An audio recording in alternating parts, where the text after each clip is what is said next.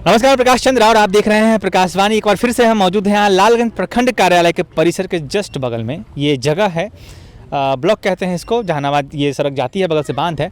और जो आप पीछे देख रहे हैं वो संस्कृत विद्यालय है। जो खंडहर आपको दिख रहा है इसी की बात कर रहा हूँ। एक संस्कृत विद्यालय है जहाँ पे बच्चे संस्कृत की शिक्षा लेने आते हैं, जो वादा करते हैं कि भारत को विश्वगुरु बनाएंगे। ये विश्वगुरु का क्या कहेंगे, इसको आशियाना कह लीजिए। इसी पे बात करने आए हैं। और लालगंज में चूँकि नगर निकाय चुनाव होने वाले हैं, 10 तारीख को मतदान है, 12 को नतीजे आएंगे। उसके बाद किसी की दिवाली मनेगी, किसी का दिवालिया निकलेगा। उन सब मुद्दों के बात करेंगे। हमारे साथ लालगंज कुछ लोग मौजूद हैं, कुछ युवा हैं जो फेसबुक पे काफ़ी एक्टिव है, सोशल मीडिया पे काफ़ी एक्टिव है और लालगंज के नई राजनीति के लिए अपना एक नज़रिया रखते हैं। उस पर बात करेंगे। लेकिन आपको पहले बता दें इसके बारे में कुछ महत्वपूर्ण बात कि ये वो जगह है जहाँ पर साल में लगभग हर दिन जनप्रतिनिधियों का अड्डा लगता है। बगल में ब्लॉक है तो कुछ भी काम हो तो ब्लॉक पे आना जाना होता ही है। कुछ दूरी पे नगर परिषद है, लेकिन उसके बावजूद बगल में पीछे मंदिर है। वहाँ भी कोई किसी भी समाज का अगर कोई आयोजन भी होता है, कुछ भी धरना देना हो तो बगल में मंदिर है, वहाँ पे धरना होता है, ब्लॉक पे आंदोलन होता है, अधिकारी आते हैं। लेकिन उसके बगल में संस्कृत विद्यालय है जिसकी हालत ये है। कितना खर्चा लग सकता है इसको बनाने में, आप खुद सोच के बताइएगा। और कितना खर्चा चुनाव में हो रहा है ये भी जरूर आकलन कीजिएगा। फिलहाल हमारे साथ लालगंज के कुछ युवा हैं, उनसे हम जानना चाहेंगे कि भाई फेसबुक पर इतना एक्टिव हो, चुनाव में इतना कुछ लिख रहे हो, तो लालगंज की राजनीति में क्या तुम्हारा अंदाजा है, सो बताओ। तुम ही हो ना, नाम बताओ। मेरा नाम इंद्रजीत कुमार हुआ, मेरा घर वार्ड नंबर 2 में हुआ। हाँ, फेसबुक पे राजनीति जो तुम लगातार लिख रहे हो, एक के पक्ष में एक के खिलाफ में, चाहे जो भी जिसका क्या है, इतना गुस्सा का है? हम अपने लीडर, अपने जो हमारे जो नेता हैं, हम उनको जो देखते आ रहे हैं, जो उनको देखते हैं वही हम लोग फेसबुक पर लिखते हैं। जब हमारे लालगंज में कुछ भी होता है, तुम सीधे लिख दिए थे कि ईद आज कहाँ का जिक्र कर दिए थे, दावत का। हाँ, तो क्योंकि हम जिनके बारे में लिखे हम उनको ज़्यादातर वहीं देखते हैं, क्योंकि हम अपने त्योहारों में उनको बहुत कम देखते हैं। बोले हैं कि लालगंज में मंदिर बनवा रहे हैं, तब क्या बोलोगे? लालगंज में मंदिर बनवा रहे हैं, इसके लिए हम उनको बहुत बधाई दे रहे हैं और उनके सदा आभारी भी रहेंगे कि ऐसे काम करते रहें।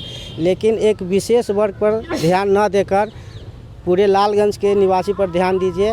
सब जनता आपका है, किसी एक पर, एक विशेष वर्ग के लोगों पर ध्यान देना बंद कीजिए। मुद्दे क्या होंगे विशाल, हम बताओ।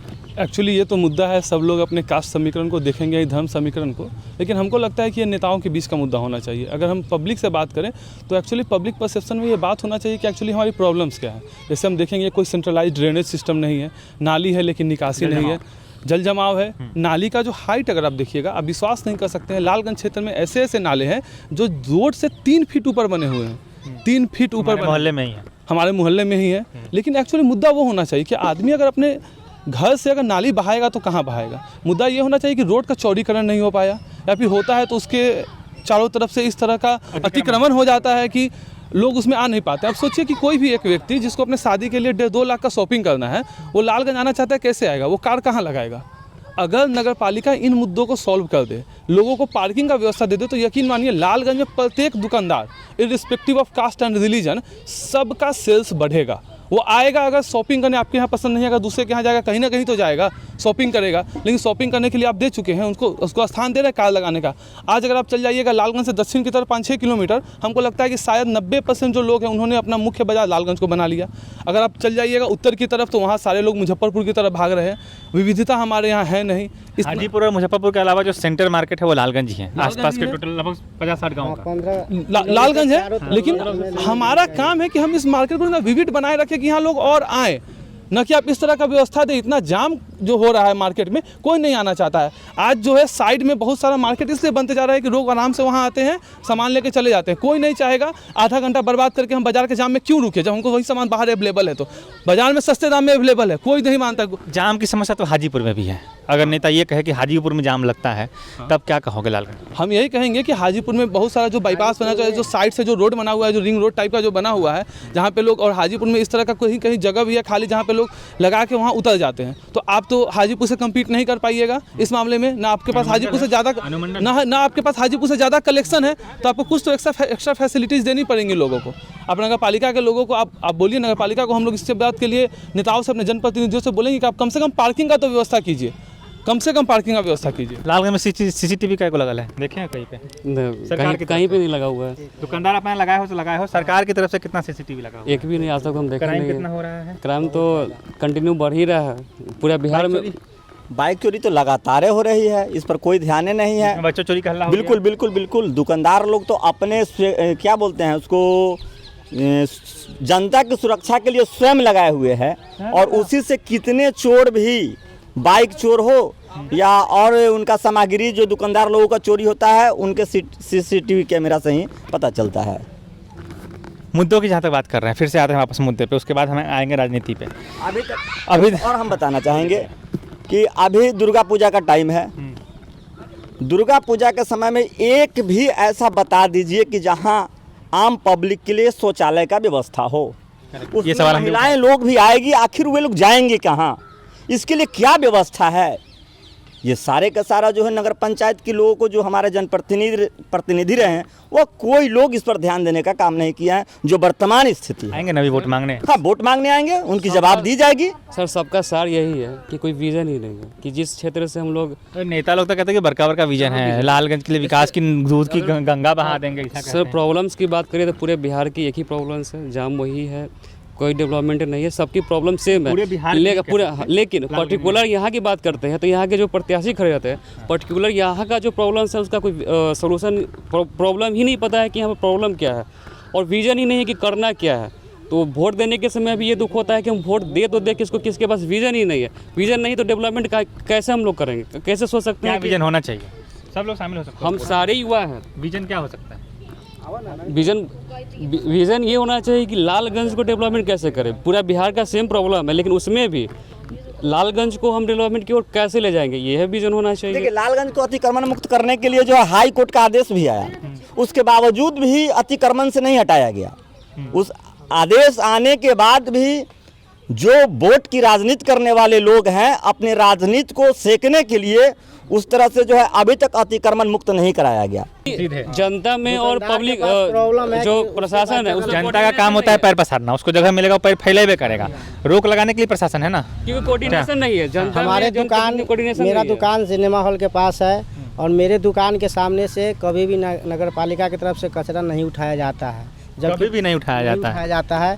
है। जबकि हाँ, भट्टी पोखर के बगल से कचरा रोज उठता है, शकुंतला टॉकीज हॉल के पास से कचरा रोज उठता है, लेकिन उसी गली में मेरा दुकान है जहाँ के हर लोग वोट देते हैं और सबका घर भी है, लेकिन वहाँ से कचरा नहीं उठाया जाता है, और पूरे मार्केट का ज़्यादा से ज़्यादा कचरा वहाँ फेंका जाता है, जिससे हम लोग को बहुत प्रॉब्लम होता है। सिनेमा हॉल का तो गजब अतिक्रमण का उसका अलग स्थिति है। अतिक्रमण का बहुत वहाँ और नहीं तो फिर दुकानदार देखिए, कितना actually- सहमत, इसके बाद से कितना सहमत? देखिए, दुकानदार को करना चाहेगा तो ये बहुत सही, आप ये बहुत सही पॉइंट बोल रहे हैं कि एक्चुअली कोऑर्डिनेशन हम एक तरफा उम्मीद नहीं कर सकते हैं कि गवर्नमेंट ये काम करेगी। कोऑर्डिनेट तो पब्लिक को भी करना पड़ेगा, दुकानदार को भी करना पड़ेगा, और इससे अल्टीमेटली दुकानदार का ही नुकसान है। वो जो 2 फीट अतिक्रमण करके दोनों साइड से बाजार को जो 4 फीट जो चौड़ा कम कर देते हैं, उसकी चौड़ाई 4 फीट कम कर देते हैं, जिसकी वजह से हमको लगता है कि इतना जाम लगता है, जिसकी वजह से लोग आना नहीं चाहते हैं। लोग अगर इतना दूर तक कौन दुकानदार सोचेगा? तो सीधे मैं दुकान भर गया, तो फिर क्या कर रहा होगा? फिर इन्फोर्समेंट तो फिर गवर्नमेंट की काम है। प्रशासन को सख्त होना पड़ेगा। गवर्नमेंट फिर इन्फोर्समेंट तो गवर्नमेंट की काम है, चाहे प्यार से मानिए, समझाया जाए, स्कीम चलाया जाए, अवेयरनेस लाया जाए, नहीं तो फिर अंतिम में बल प्रयोग तो है ही गवर्नमेंट के। प्रशासन काम ही होता है। प्रशासन बल प्रयोग से भी डरती गांधी है। चौक के आसपास एक अमानत हो रही थी, उसमें हम गए थे। लगभग उस जगह 30 फीट रास्ता है, रोड है। आप सोच सकते हैं पे?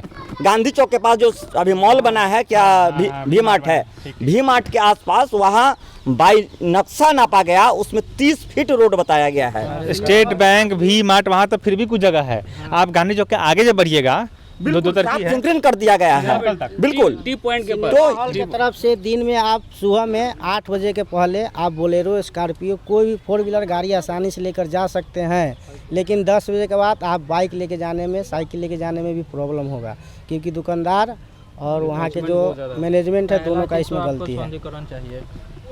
भट्टी पोखरा को स्कूल देख रहे हो? नहीं सर, भट्टी स्कूल पोखरा, देख रहे हो? पहले से बताओ। अरे सर ये स्कूल कौन जानता है इसके बारे में? शिक्षा मंत्री को भी तो देखना होगा ना। संस्कृत स्कूल है लालगंज का। हम इस रोड से जब भी आते हैं 70 से 75, 80 लगभग बच्चे यहाँ हमेशा बैठे हुए रहते हैं।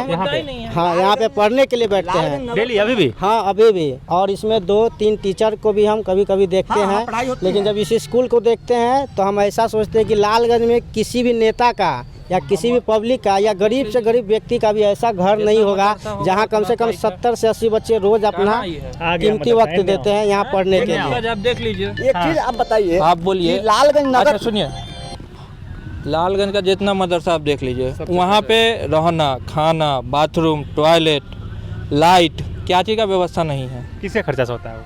अब ये तो गवर्नमेंट भी जो सरकारी है तो गवर्नमेंट और पब्लिक दोनों है ना। कोऑर्डिनेशन चलाते हैं। मॉडल ये तो सेम ही इससे है, ज़्यादा ये भी सेम ही है। उसके इकलौता अपने पूरे जो समुदाय चलाते हैं उसको, उनका बहुत बड़ा योगदान रहता है उसको आगे बढ़ाने में, और ये उनके लिए बहुत अच्छा है। और हमारे लिए भी अच्छा कब होगा, जब हमारे समाज के लोग इसको बढ़ाने में आगे आएँ। ज़रूरत नहीं है 5,000, अगर 500 लोग भी देंगे ना, जितने खर्चे चुनाव फिर तो तुम उसी पे आ गए वापस। तुम सिस्टम को साइड कर दिए, फिर आगे जनता खुद ही कर ले, फिर उसी पे आ गए। मुद्दा ये नहीं है, प्रॉब्लम ये नहीं है। फिर तो एक मिनट, मेरी बात सुनो, सुनो, एक मिनट सुनो। तुम जो कह रहे हो, नहीं, एक मिनट, उस पर बात नहीं है। वो क्यों नहीं जा रहा, वही मुद्दा है। वैसे तो फिर सरकार कहेगी रोड गड्ढा आप खुद ही भरवा लो, ये सोल्यूशन नहीं है ना। नगर पालिका का हक नहीं है यहाँ पे लाइट लगवाना, स्ट्रीट लाइट। वही तो पूछ रहे हैं। रोड नहीं चाहिए, जनता कब तक स्कूल तक आने के लिए रोड नहीं चाहिए। इतने सारे मदरसा चकाचक है, एक अकेला संस्कृत विद्यालय है। देख सकते हैं उसकी हालत क्या है। इसको ग्राउंड नहीं सर लालगंज देखिए एक्चुअली आप आ गए जब एजुकेशन पे, तो हम बोलेंगे देखिए एजुकेशन सबका काम है, स्टेट गवर्नमेंट का, सेंट्रल गवर्नमेंट का, लेकिन उसके अलावा नगर पालिका का भी कुछ दायित्व है। जनप्रतिनिधि इसलिए चुनते ही हैं। इसीलिए चुनते हैं। नगर पालिका के पास बजट भी है। नगर पालिका ये बहाना भी नहीं बना सकता कि हमारे पास बजट नहीं है। मैं कुछ दिन पहले फेसबुक एक्सप्लोर कर रहा था, मुझे उस जनप्रतिनिधि का नाम नहीं याद आ रहा है, लेकिन उन्होंने अपने एक फोटो डाला था जिसमें उन्होंने लिखा था कि हम एक एक्चुअली IT स्कूल संचालित करना चाहते हैं। ठीक है, एक्चुअली IT स्कूल का ज़रूरत भी है। ये नवीन गुप्ता ने लिखा था शायद जिन्होंने भी लिखा हो, लेकिन मैं एक बात आपसे कहूँगा कि जिन्होंने लिखा कर दें, अगर मान लेते वो विजन के साथ चुनाव से पहले तो आ रहे हैं, लेकिन अगर चुनाव में कर दें तो हमको नहीं लगता कि इससे ज़्यादा कुछ चाहिए। अगर अपना इफोर्ट लगा के, चाहे कोई भी जनप्रतिनिधि हो, अगर एक IT स्कूल सेटअप कर देते हैं तो यकीन मानिए कि हमारे जो लालगंज के बच्चे होंगे, जो शुरू से हैं, जिसको प्रोग्रामिंग लैंग्वेज पे, आर्टिफिशियल इंटेलिजेंस, मशीन लर्निंग पे पकड़ होगी, मुझे लगता है वही कल फ्यूचर को संभालेंगे। पता चलेगा हम लोगों को कि लालगंज का बंदा गूगल और एप्पल का CEO बन के बैठा हुआ है, लेकिन कब, जब एक्चुअली नगर पालिका थोड़ा सा इफोर्ट करेगी तब। बेसिक एजुकेशन तो सब दे रहे हैं, कंप्यूटर एजुकेशन, मशीन लर्निंग, इस पे कोई ध्यान नहीं दे रहा है। तो अगर नगर पालिका कर दे तो मेरे अंदाज से बहुत अच्छा है। एक्चुअली मेरा ये मानना है, जो पर्सनल मेरा ओपिनियन है, कि जनता को 2-3 चीज़ चाहिए। अस्पताल अच्छा कर दीजिए, एजुकेशन अच्छा कर दीजिए, रोड ठीक ठाक कर दीजिए, बिजली ठीक, मतलब ये 4-5 दिन दे दीजिए, जनता बाकी विकास खुद कर लेती है। बिल्कुल सही बात है। मेरा क्वेश्चन है कि वादा सिर्फ इलेक्शन के समय ही वादा क्यों किया जाता है? 5 साल पहले भी समय मिलता है वादा करने के लिए, उसके बीच वादा क्यों नहीं होता? 5 साल से याद रहते हैं। पुलवा का रोड अब बना है 6 महीना पहले, जो विवाह सामने जो रोड है, ठीक है। सर एक्चुअली मैं इसको कुछ बताना चाहूँगा। एक्चुअली थोड़ा सा जो एडमिनिस्ट्रेटिव फेरबदल हुआ है, जिसको आप भी देख रहे होंगे, 6 महीने से लगभग एडमिनिस्ट्रेटिव फेरबदल तो हुआ है। उसके पहले चेयरमैन प्रक्रिया चुनने की प्रक्रिया अलग थी। खरीद फरोख्त के बाद को तो शायद कोई इनकार नहीं कर सकता है, और शायद नेताओं का पूरा ध्यान भी उगाही पे और फिर उसके पैसे को और ज़्यादा खरीदने में, या फिर विपक्षी नेता का सरकार गिराने में, इसी टाइप पे ध्यान रहता था। लेकिन पहला बार हमारे अंदाज से कि जनता खुद वोट करके अगर अपने प्रतिनिधि को चुनने जा रही है, और उसको किसी के पास अधिकार नहीं रहेगा कि 5 साल से उसको डिसमिस कर दे, कुछ एक्सेप्शनल केस में जो कोर्ट ही कर सकता है। नशा होने का डर नहीं है? डर तो बना रहेगा, लेकिन उसके लिए मैंने पढ़ा था नगर पालिका के मतलब कि इसके नियमावली में कि जो चेयरमैन है उसके पास अथाह पावर तो सीमित नहीं है, because chairman is nothing and board is everything. इस तरह की बात हमें तो पास करवाना ही पड़ेगा। हाँ बिल्कुल प्रस्ताव तो नगर पालिका के चेयरमैन से ही पास करेंगे। पावर आ गया है, पावर तो सबसे ज़्यादा हमारे अंदाज से बोर्ड के पास ही रहेगा। फिर तो समझिए व्यवस्था उसी तरह का है, लेकिन बस एक ही खरीद फरोख्त रुक जाएगा। तो हमको लगता है कि इसी बात इकलौता ऐसा समय है जब कोई नेता जनता के बीच जा सकता है अपने डिमांड्स को लेकर और प्रॉमिस को लेकर। इसके पहले प्रॉमिस को लेकर जा भी नहीं सकता था कि कब भाई हम चेयरमैन बनेंगे, नहीं। इसके पहले सब तो वार्ड के मेंबर बनने के लिए चेयरमैन तो होता ही नहीं था। वो तो आपस के कंसिक्वेंसेस जो रहते थे वो बनाते थे उसको। तो इस बार पहला बार है, इस बार पहला बार ऐसा हो रहा है कि एक्चुअली चेयरमैन के पास मौका है कि जनता के बीच अपना डेवलपमेंट के मुद्दा को लेकर जाएं।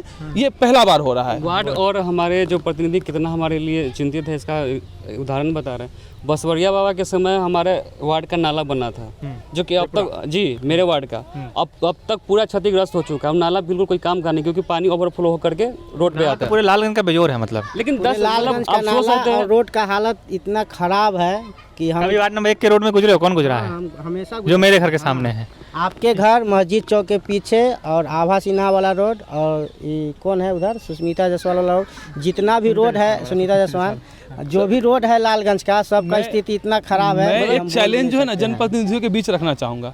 कोई भी अच्छा बाइक फर्स्ट क्लास निकाले कोई शोरूम से और लालगंज का पूरा रोड एक बार घूम जाए। अगर उसके बाद वो गाड़ी जो है वो झरझर की आवाज़ नहीं देने लगी तो कहिएगा। अब जनता इतने तरह की टैक्स दे रही है, नगर पालिका में होर्डिंग कटा रही है, उस पैसों का 93 करोड़ का बजट, संत एक वकील थे उन्होंने 93 करोड़ का बजट आया था। हाँ बिल्कुल, कहाँ गया पता नहीं चला। नहीं चला अभी कुछ दिन पहले बलभद्र पूजा हुआ था, इतने सारे मंत्री आए थे लालगंज में, इसी रोड से गुजरे होंगे। हाँ, ब्लॉक पे कोई कहाँ ना जाना होता है। कोई नया रोड से तो आए नहीं होंगे या प्लेन से तो आए नहीं होंगे, सारे इसी रोड का इस्तेमाल किए होंगे। क्या उन्होंने नोटिस किया है इस चीज़ का कि लालगंज का मेन एक याद दिमाग में आ गया, वर्तमान विधायकों पे कुछ कहिए क्या, इधर से आते जाते हैं। विधायक जी अब के तुम लिए बीजेपी को हो तो संभाल के।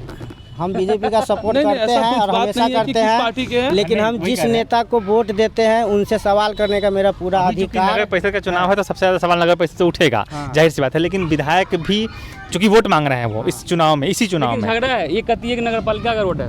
कौन झगड़ा है, कहा सर एरिया ऑफ जुरिडिक्शन तो होगा ही ना, कुछ चीज राज्य सरकार राज्य के अंतर्गत होगी, कुछ चीज नगर पालिका के अंतर्गत होगी, और दोनों के जो हस्तक्षेप तो हो ही नहीं सकता है। तो लेकिन जनता को भी समझ में नहीं आता है कि किससे एक्चुअली पूछे।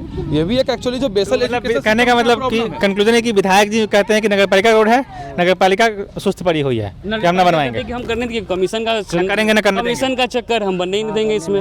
मतलब ना खाएंगे ना खाने देंगे। खाएंगे ना खाने देंगे और ना करेंगे और ना करने देंगे, और करेंगे तो ऐसा करेंगे जिसको बार बार करना पड़े। ये बांध का जो स्थिति देख रहे हैं, ये रोड जो है लगभग लालगंज ही नहीं, लगभग 4-5 प्रखंड के लोगों को शमशान घाट तक जाने का रास्ता है।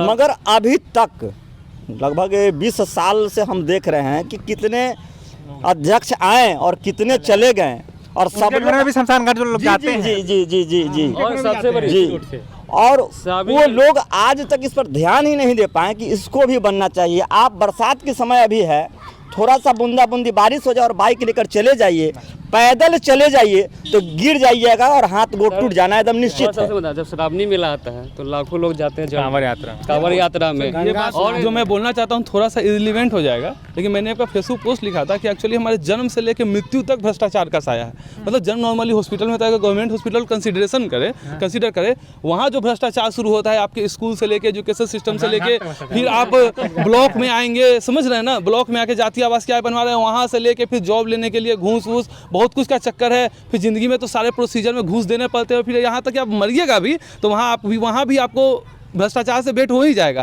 कि पता चलेगा। कोई इतिहास निकालो तो पता चलेगा। ऐसा नहीं है कि सौंदर्यीकरण के लिए कुछ नहीं आया होगा, कभी ना कभी किसी कालखंड में कुछ ना कुछ क्षण आया ही होगा जो हम लोगों के नज़र से बाहर है। जैसे ये तो हो गया कि ठीक है ये प्रॉब्लम है, हम सोल्यूशन में बात कर रहे हैं। किसी भी शहर में नगर पालिका में अर्बन प्लानर जरूर होता होगा या फिर कंसर्न भी होता होगा सरकार का, बहुत अर्बन सारे प्लानर। हाँ, एजेंसी के साथ बहुत सारा। लेकिन जब नाला बनता है तो मास्टर प्लान के तहत क्यों नहीं बनता? एक वार्ड ये बनाता, आधा छोड़ अरे भैया नाला कैसे बनता है वो जान जाओगे तो फिर परेशान हो जाओगे कि नाला में कहाँ कहाँ खाता है लोग। नाला है मेरे घर, ठेकेदारी नाला कैसे मिलता है, नाला का ठेकेदारी कैसे मिला है बताओ। प्रोसीजर जो भी हो, हमको से क्या मतलब है? हमको से क्या मतलब कि कैसे बनता है? मतलब रखो फिर, नहीं, ये गलत बात है उसी पे आ कि रहा है। हमको से क्या मतलब है, उसी पे आ मतलब रहा रखो है। फिर। मतलब एक्चुअली जो एडमिनिस्ट्रेटिव चेंज हुआ है उसमें हमको लगता है कि स्टेट गवर्नमेंट के पास ऐसा कोई सा मैकेनिज्म ही नहीं है जिससे वो नगर पालिका के भ्रष्टाचार को कंट्रोल कर सके, या फिर इवन जो होता है कि स्टेट गवर्नमेंट अगर चाहे तो अपने लेवल से जो इंडिपेंडेंट ऑडिट होता है वो भी करा सके, ये कभी देखने को ही नहीं मिलता है। बहुत हाई लेवल पे जा रहे हैं फिर वो क्योंकि उतना पॉसिबल नहीं है। यहाँ पे लोकल जो आप जहाँ तक पता है टेंडर किसको दिया गया, यही खाली निकाल के देख लो किस किस को टेंडर दिया गया, नहीं मालूम। नल जल का चाहे नाला बनाने का। टेंडर तो जनप्रतिनिधि के जो इर्द गिर्द नाचने वाले लोग हैं वैसे लोगों को टेंडर दिया गया है, और किसी तरह से जो है उसको मिट्टी में गाड़ कर रुपया उठा लेना, पॉकेट गरमा लेना, यही तो रहा है। ठीक है, मुद्दे हो गए, थोड़ा सा टॉपिक डाइवर्ट कर रहे हैं, नेता पे आते हैं। उसके बाद फिर से आएंगे कि जनता जो कर रही है, पैसा जो बांट रहा है वो जितने का पैसा निकालेगा तो विकास कहाँ से करेगा, तो उससे भी बात करेंगे। लेकिन पहले 5-6 कैंडिडेट हैं, वैसे तो 17-18 कैंडिडेट हैं, 5-6 कैंडिडेट है मेन है, लड़ाई किसके बीच है एक करके बताइए। देखिए अभी जो लालगंज की परिस्थिति है, लगभग 4-5 चेहरे का नाम आ रहा है, जिसमें नवीन गुप्ता जी हैं। सीरियल नंबर से बता रहे हैं, कैसे बता रहे हैं? नहीं, ऐसे ही बता रहे हैं। नंबर 1 पे नवीन गुप्ता जी हैं, विनोद पजियार जी हैं, कंचन शाह जी हैं। इस तरह से जो है 4-5 लोगों के बीच में लड़ाई खड़ा हो रही है, जो स्पष्ट अभी तक जनता खुल नहीं रही है। हटिए दिए मतलब बाकी जो सब दरकिनारे कर दिए। हाँ बिल्कुल, मतलब श्योर है कि ना जीतेंगे? श्योर है। बहुत ये लोग ऐसे कैंडिडेट ऐसे भी डमी हैं। कैंडिडेट लोग हैं। फिर एक पहले कोई अकेले लेते हैं? बहुत सारे ऐसे लोग कैंडिडेट हैं जो डमी कैंडिडेट हैं। डम्बी जैसे मतलब जैसे कि में खड़ा किया गया है। खड़ा किया गया है। जैसे नाम नाम इसको बताना उचित नहीं होगा। हाँ इनके पास से सब नंबर जो भाई साहब ने बोला वो मेरा ही नंबर एक नवीन गुप्ता, जी, बिल्कुल। नंबर 2 विनोद पंजा, नंबर 3 कंचन शाह, नंबर 4 पे क्या बताएं? नंबर 4 पता भी नहीं किया। नंबर 4 अभी नहीं बताया, कंचन साहब बताए हैं। 3 तक बताए हैं, तो बाकी सबको 4 मान लेते हैं। तो अभी वही सहमत है इनके। हाँ, आपका सर जी। नंबर 1 कौन? नंबर 1 है तो हम नहीं बता सकते हैं, पूरे 17 से 18 विरोध तुम टन खुल के कर रहे हो, नंबर 1 तो बता नहीं सकते। हम विरोध नहीं कर रहे हैं। हाँ। जो हमारे वर्तमान नेता हैं जो कार्य कर रहे हैं हम पब्लिक के सामने रख रहे हैं, उनका विरोध नहीं कर रहे हैं या किसी भी नेता का पर्सनली विरोध या समर्थन हम नहीं करना चाहते। मुद्दे गिना रहे हो। हाँ। तो तुम विनोद पंजाब का फेसबुक पर गिना दिया है, ठीक, श्याम सुमन का गिना दिया है, नवीन गुप्ता का नहीं मिला तुमको पॉइंट? हाँ उनका भी है। क्या? उनके घर तरफ जो रोड जाता है, अभी चलिए मेरे साथ, यही और रोड उस है? हाँ सीधे? बगल वाला रोड है। अच्छा, वो आगे से इधर से ये बांध का रोड है, तो बांध को हम रोड नहीं बोलेंगे। अतलापुर के वार्ड है वो। हाँ, जो रोड ढाला हुआ रोड है उस पर मैं चलिए, और आप खुद वो जो क्या किए हैं आप खुद देख लीजिएगा, ठीक है। और श्याम तो फेसबुक पे लिखे हो? नहीं लिखे हैं, कब लिखोगे? अब लिखेंगे उनके बारे में। हम किसी का करे लगता हुआ तुरंत में नहीं, किसी का हम पर्सनली विरोध नहीं कर रहे पर्सनली हैं। कहाँ हो गया इसमें? पर्सनली की बातें नहीं है। हम जनता होने के नाते हर नेता से सवाल पूछने का मेरा, नन्हे खान खड़े हैं, क्या कहना चाहोगे? हम उनके बारे में कुछ नहीं, उनके बारे में कोई आइडिया नहीं है। आइडिया नहीं है तुमको? अभी तक कुछ दिन 2 हफ्ता पहले तक जीतल माने जा रहे थे। देखिए, जिस दिन तक चुनाव है उस दिन तक सब जीत रहा है, और जिस दिन रिजल्ट आएगा उस दिन कोई एक जीतेगा, और जो एक जीतेगा वो हमारा आदर्शवादी बात कर दी तुम, ठीक है ना? ये ऐसे नहीं, ठीक है, ये तो यूनिवर्सल बात कर दी। विशाल, देखिए एक्चुअली हम उस मुद्दे पे तो बात रैंकिंग। नहीं करेंगे, रैंकिंग पे ये कुछ प्रॉब्लम्स है जिसको हम नहीं कर पाएंगे। फिर भी बता ना, लेकिन हम बताते हैं आपको कि आप जो बात कर रहे थे कि राजनीति में पैसे का इन्फ्यूजन का, तो आप बोल रहे हैं कि एक्चुअली जो लोग पैसे खर्च कर रहे हैं तो पैसे तो लोगों को ही दे रहे हैं, किसी लोग को। तो अगर लोग पैसे जो खर्च करेंगे एक्चुअली वो इन्वेस्टमेंट प्लान है। इन्वेस्टमेंट प्लान हम भी 4-5 साल में बिजनेस में इसीलिए लगाते हैं कि हम 2-3 साल में 7-8 लाख रुपए हम बिजनेस से कमा सके। तो जो बिक रहा है उसी को खरीदा जाएगा। किसी का हिम्मत नहीं है कि जो हमको आके, चाहे जो लोग ये आदर्शवादी लोग उनको आए खरीद ले या प्रपोजल लेके भी आ जाए। सुना है कि लोग 1.5 करोड़ रुपए लेके उतरे हैं, सुनने में आया है ऐसा। तो जो लोग 1.5 करोड़ खर्चा करेंगे वो विकास किस मतलब पहले निकालेंगे पैसा के पहले वो तो फिर अपना कमीशन फिक्स करेंगे, बजट देखेंगे, फिर सोचेंगे बजट का कौन सा प्रतिशत अगर हम अपने पास अगर सिक्योर कर लेते हैं तो जाके हम इस रिकवरी को इन्वेस्टमेंट में बदल पाएंगे। तो वो लोग तो करेंगे ही। अब इस पॉइंट को और पहले पॉइंट को जो हम लोग प्रॉब्लम पे बात करते हैं दोनों को मिलाओ। अब हम मिला के एक तरफ हम रोड को खोज रहे हैं, हम कंक्लूड तो इस बात से सभी लोग ने पहले ही सहमति जताई है कि जो भी जनप्रतिनिधि जो एक अच्छे इन्वेस्टमेंट प्लान के साथ, न कि वो इन्वेस्टमेंट जो आप बोल रहे हैं पैसे का इन्वेस्टमेंट, मतलब एक अच्छे डेवलपिंग प्लान अर्बन प्लानिंग के साथ आएगा, लोग को उसी को सहयोग करना चाहिए। लेकिन अब आपके भी बात से, लोगों के बात से लग रहा है कि लोग भी शायद पैसे के ऊपर वोट इन्फ्लुएंस होकर वोट करेंगे। बिल्कुल करेंगे, पैसे के ऊपर इन्फ्लुएंस करके वोट कर रहे हैं तो फिर अपना समझ। एक मिनट हम रोक देंगे, फिर तुमको पता नहीं है करते नहीं है वोट। हाँ बिल्कुल करते हैं। तो फिर याद रखिए कि ये वही लोग हैं जो सबसे ज़्यादा जो प्रॉब्लम जिसको फेस होगा कर रहे हैं। बिल्कुल, क्योंकि ये देखिए बोलना नहीं चाहिए कि सब गरीब बिकते हैं, लेकिन नॉर्मली ये थोड़े से गरीब और मजदूर तबके वर्ग है जिनको बरगला के पैसा दे के वोट किया जाता है। कुछ अच्छे लोग भी हैं, गरीब नहीं बिकते, जो बिके हुए वही बिकते हैं। हाँ, नहीं हम सबका नाम नहीं ले रहे हैं कि पूरे गरीब, हम लोग उसमें से कुछ तबके बिकते हैं। अब जो लोग सक्षम हैं, समझिए उसको अपने बेटे को पढ़ाना है, उसके हजारों विकल्प है, वो कहीं भी जा सकता है, पटना जा सकता है, दिल्ली जा सकता है। लेकिन जो लोग सक्षम नहीं है, जो आज 500 रुपया लेके अपने भविष्य का 5 लाख का जो प्लान चौपट कर रहे हैं, उन लोगों को सोचना चाहिए। अगर आप सोचिए कि एक अच्छा स्कूल का लांग में निर्माण हो जाता है, जैसे भी किसी जनप्रतिनिधि का नाम लिया जिन्होंने एक IT स्कूल की बात की थी, तो अगर उनका बेटा अगर वहाँ से पढ़ के कोई अच्छा जॉब कर लेता है तो वो महीने महीने घर पे 10,000 रुपया भेजेगा फॉर एग्जाम्पल। लेकिन कोई जनप्रतिनिधि किसी को उतना पैसा नहीं दे सकता है। तो आपका बच्चा का जहाँ फ्यूचर सिक्योर हो, किसी भी कोई भी जनप्रतिनिधि करे जो अपने फ्यूचर को सिक्योर करने के बाद करे, ड्रेनेज सिस्टम का बात करे, प्लान का बात करे, जिसके वजह से वो रोड के जाम को समस्या को ड्रेनेज सिस्टम मतलब नाला होता है, समझ लेना। तो अंग्रेजी बोल रहा तुम। हाँ मतलब कि नहीं नाला से नाला यहाँ एक्चुअली डिसेंट्रलाइज्ड वे में बना है। तुम्हारा वार्ड का वहाँ इस तरह का ट्रेनिंग हुआ, सेंट्रलाइज्ड है, करीबी गबरा में डुबा दिया गया। बिल्कुल मास्टर प्लान के तक बनता ही नहीं। सेंट्रलाइज्ड प्रोसेस होना चाहिए, मतलब कि पूरा एक अर्बन प्लानिंग करके, पूरा लांग का प्लानिंग करके कि पूरा एक सेंटर को कहाँ निकाल के कहाँ पे निकासी करेंगे। किसी भी नाला का एग्जिट पॉइंट है ही नहीं, क्यों नाला का पानी बहेगा कहाँ? नाले नहीं है, ये पॉइंट छोड़ दो। अभी मैं बता जैसे एक चीज एक हम जोड़ दें,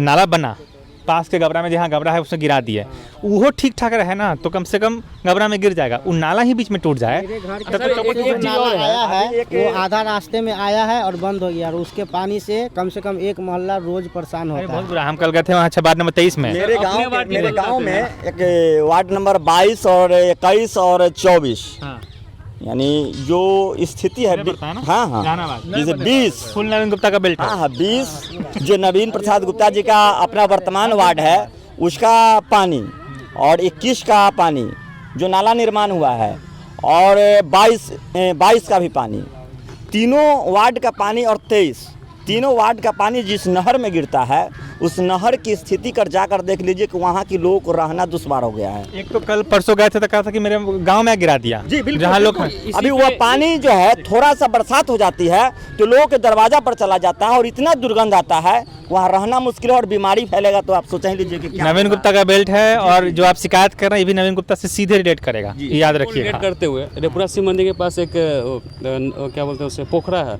जिसमें हम लोग बचपन से देखे वहाँ पर बहुत सारा छठ पूजा करते थे, लेकिन नगर पालिका ने क्या कि नाला को उसमें कनेक्ट कर दिया जिसकी वजह से हम लोग छठ नहीं कर पा रहे हैं। मीन्स कि एक संस्कृति का नगर पालिका ने नाला वो पीछे शिव मंदिर से पोखरा से कनेक्ट कर दिया गया जिसकी वजह से हम लोग जो पर्व त्यौहार होता है हम नहीं कर पा रहे क्योंकि छठ के लिए कहीं जगह ही नहीं है। नाला तो नगर परिषद का तो पोखरा उसमें भी कनेक्टेड है बहुत सारा। लेकिन क्या ये जायज है? क्या ये जायज है कि नहीं नगर परिषद का तो पोखरा है। हाँ। सौंदर्यीकरण किया, सौंदर्यीकरण करने का बात किया गया उसमें भी नाला कनेक्ट क्या है। लेकिन अब बताइए कि आप सौंदर्यीकरण क्यों करते हैं कि हम लोग वहाँ जाके बैठे, इसलिए नहीं कि बैठ के नाला का आनंद ले। हमारे आप तो वही देना चाह रहे हैं ना। पूर्वजों ने जो पोखरा बनाया किस लिए बनाया वो समझ गया लेकिन चलो आखिर में अंधेरा हो रहा है, लाइट कंक्लूड करते हैं। तो फिर नगर परिषद का चुनाव हो रहा है, अध्यक्ष पद पे ही बात करेंगे, वार्ड पे क्या बात करें इस बार। तो मेन अध्यक्ष पद पे हो गया है। जिन 2-3 उम्मीदवारों की बात बता रहे हो, ठीक है, समीकरण क्या कह रहा है, तुमको क्या लग रहा है आखिरी में क्या उलटफेर हो सकता है? आखिरी सवाल ये है, किसके जीतने के चांसेस सबसे ज़्यादा बन रहे हैं, कौन उलटफेर कर सकता है, या फिर जनता किसको कह रही है, ज़्यादातर उम्मीद किसको है? इधर से शुरू करते हैं। केकर जीत के चांसेस ज़्यादा बने थे अगर ऐसा मतलब बोले ना कि समीकरण बनता ही तो जनता अगर एक चुन लेते कैसे क्या करा। जातिगत ही बात कर सकते हैं, सीधे बात विनोद पंजाब खड़े सूरी लोग वोट देगा सीधे विनोद पंजाब को, खुल के बोल रहे हैं। अमूमन अधिकांश की बात करते हैं, मेजोरिटी की बात, सूरी समुदाय विनोद पंजाब को सपोर्ट करेगा। इसके विपरीत बाजार में सूरी कलवार में लड़ाई चलता है तो कलवार समुदाय उसके उलट जो भी होगा, नॉट नवीन गुप्ता, जो भी होगा टक्कर में उसको वोट करेगा। ठीक है, तो अब बताइए कि किसके जीतने का चांसेस कितना बैठ रहा है? देखिए अभी ये कहना उचित नहीं होगा कि आखिर जीतेंगे कौन, क्योंकि अभी की जो लड़ाई की जो परिस्थिति बनी हुई है टसमटस स्थिति है। सब लोग अपने अपने जीतने की ओर अपना अपना जो है समीकरण को बनाने में लगे हैं। के एंट्री पे क्या कहते हैं, एकदम से नॉमिनेशन के दिन से एकदम से नहीं ऐसा कुछ नहीं कहते। हम कंचन शाह को नहीं पहचानते हैं, पहले उनको कभी नहीं देखे हैं। और राजकुमार शाह जो विधायक है, सुनने में आता है उनका भाई है, जो विधायक बने वो कभी नहीं आके कुछ किए तो उनके भाई क्या करेंगे, इसलिए उनके घर से अगर कोई खड़ा ना हो तो उनका अचानक से उनका नाम जो रेस में आ गया है 3 गो में। नहीं। देखिए अगर मेरे पास फालतू का पैसा खर्चा करने के लिए रहेगा ना तो हम भी चुनाव में खड़ा हो जाएंगे। ठीक है, कुछ लोग हैं जो जरूरत समाज की ज़रूरत के लिए खड़ा हो रहे हैं, जैसे कौन लोग? अजय ठाकुर हैं, ठीक है, और उमेश सिंह हैं, ठीक है, विनोद पंजाब है विनोद पंजाब तो हैं, बाकी 2 नहीं। एक मिनट, बहुत लोग हैं, तीसरा लेके तुम बच गए। एक मिनट बहुत लोग है ना जो बाई फेस बहुत पॉपुलर है, बहुत बाई फेस बहुत पॉपुलर है, लेकिन पॉपुलर कौन लोग है? 2-3 को तो नाम है। विनोद पंजाब है पॉपुलर है, और आपको नवीन गुप्ता पॉपुलर है। श्याम अच्छे कपड़े पहनने, अच्छे कपड़े पहनने और बड़े बड़े बैनर लगाने के लिए लालगंज में वो बहुत प्रचलित है, क्योंकि हम उनको काम करते हुए कभी नहीं देखे हैं, सिर्फ अच्छा कपड़ा और बड़ा बड़ा बैनर में उनको देखे हैं काम। अच्छा, उम्मीद किससे है? जो भी आएंगे विकल्प में से चुनोगे भाई, 4 ऑप्शन तो उसमें को टिक मारोगे ना। उम्मीद किससे है? उम्मीद अभी क्या बोले, अभी नहीं कुछ बोल पाएंगे। लालगंज के समृद्ध लोग भी बिकता है, बिल्कुल पता ही होगा। सिर्फ पैसा ही नहीं बिकता, सिर्फ पैसा ही खरीदने का टूल्स नहीं होता है। आपको हम ठेकेदारी दे देंगे, आपका ये करवा देंगे, आपका वो करवा देंगे, आप उस केस में फंसे हो आपका ये कर देंगे। इस तरह जो गवर्नमेंट ऑफिसेस में अपना जो दलाल को सेट करके जो दलाली करने वाले लोग हैं, मैं तो कहूँगा उनसे, पैसा देने वालों से दूर ही बना के रखना चाहिए। मेरा इस पूरे चुनाव में वोटिंग का एक ही मुद्दा होगा, जो आदमी ड्रेनेज सिस्टम मतलब जो नाली का जो व्यवस्था है, पानी निकासी का और एजुकेशन और इकोनॉमिक्स पे जो बात करेगा, हम सिर्फ उसी को वोट देंगे। अस्पताल नगर परिषद के अंदर में नहीं आता है, नहीं आता। शायद नहीं आता है, लेकिन अगर नगर पालिका अगर चाहे तो फंड को मतलब एक फंड सेटअप करके टाइप तो कर ही सकता हाँ टाइप बिल्कुल कर सकता है। आप अगर सर अगर आप पीएमसीएच को देखिएगा, एक सेकंड आपको एग्जांपल, अगर पीएमसीएच को देखिएगा तो बहुत सारा जो इंडिविजुअल ऑर्गेनाइजेशंस है वहाँ डोनेट करते हैं और अपना ऑर्गेनाइजेशन है। अगर मालिक नगर पालिका को लगता है कि नहीं अगर जरूरत है तो नगर पालिका अपने फंड से क्यों नहीं 2-4 एम्बुलेंस रख ही सकती है विदाउट एनी डाउट। नगर पालिका का चाहे तो एम्बुलेंस है, फायर ब्रिगेड है, सब है। इच्छा की बात है सर, इच्छा की बात है। दुकान था बहुत साल पहले, कुछ साल पहले जब आग लगा था तो पूरे के पूरे 3 घंटा बाद एम्बुलेंस आया था, ठीक है। और एम्बुलेंस बैठने के बाद क्या हुआ, तब तक सारा का सारा जल चुका था। एम्बुलेंस पानी पड़ाने कचरा उठाने आया था, देखने आया था सिर्फ। 93 करोड़ याद रखिएगा। और अब नगर परिषद बना है तो और ज़्यादा फंड आएगा। बात यही बोलना चाहूँगा कि अगर 93 करोड़ के बजट होने के बावजूद अगर एम्बुलेंस नहीं है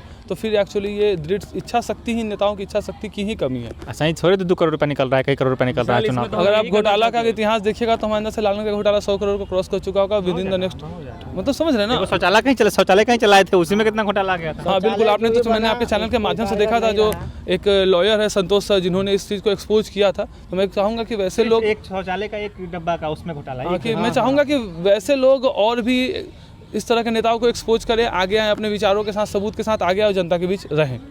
पैसा देने के लिए, वो पैसा लेके वोट देने वालों के लिए क्या कहिएगा?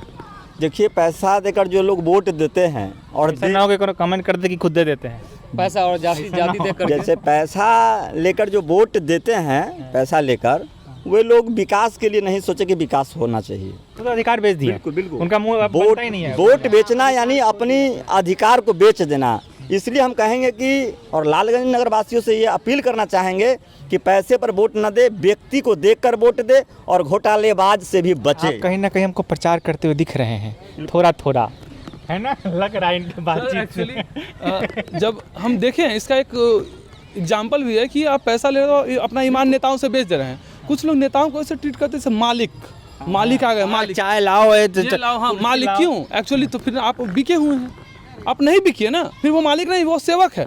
नौकर सबका इस्तेमाल नहीं भी करे तो सेवक सबका इस्तेमाल बिल्कुल कर सकते, वो सेवक है।